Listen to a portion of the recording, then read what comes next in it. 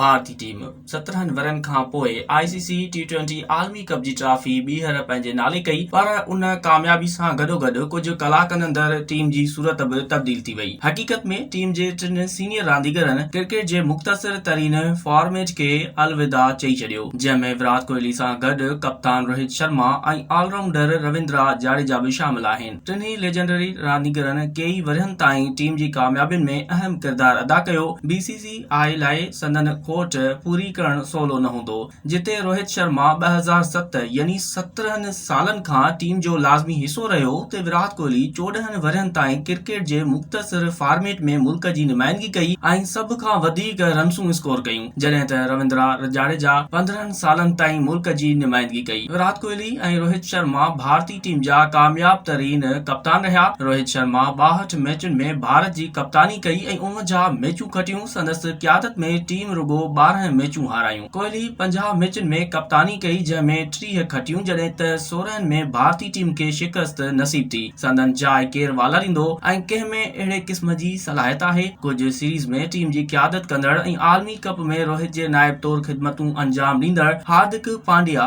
भारतीय टीम जी कप्तानी लाइ सभ खां मज़बूत उम्मीदवार आहे। ऋषभ पंत में IPL कारकर्दगी जे बुनियाद ते हिकु ऑप्शन हूंदो, जॾहिं त ज़िम्बाब्वे ख़िलाफ़ सीरीज़ में टीम जी क़यादत कंदड़ शुभमन गिल बि कप्तानी वारी ड्रोड़ में शामिल आहे। उन खां सवाइ कोहली पंहिंजे कैरियर में घणे भाङे वन डाउन पोज़ीशन ते बैटिंग कई। सवाल इहो आहे त हाणे जदीद क्रिकेट जी बहितरीन बैटर जी ख़ाली जाइ कीअं भरी वेंदी। टीम इंतज़ामिया खे हाणे अहिड़ो रांदीगर ॻोल्हणो पवंदो जेको वन डाउन जहिड़ी अहम पोज़ीशन ते पंहिंजी जॻह ठाहे सघे ऐं विराट कोहली जीअं मुसलसिल तसलसल सां परफॉर्म पिणु करे। रोहित शर्मा ऐं विराट कोहली टॉप ऑर्डर जा बैटर हुआ, उन करे संदन जाइ भरण लाइ शुभमन गिल, यशस्वी जायसवाल, ऋतुराज गायकवाड़, अभिषेक शर्मा में सख़्तु मुक़ाबिलो हूंदो।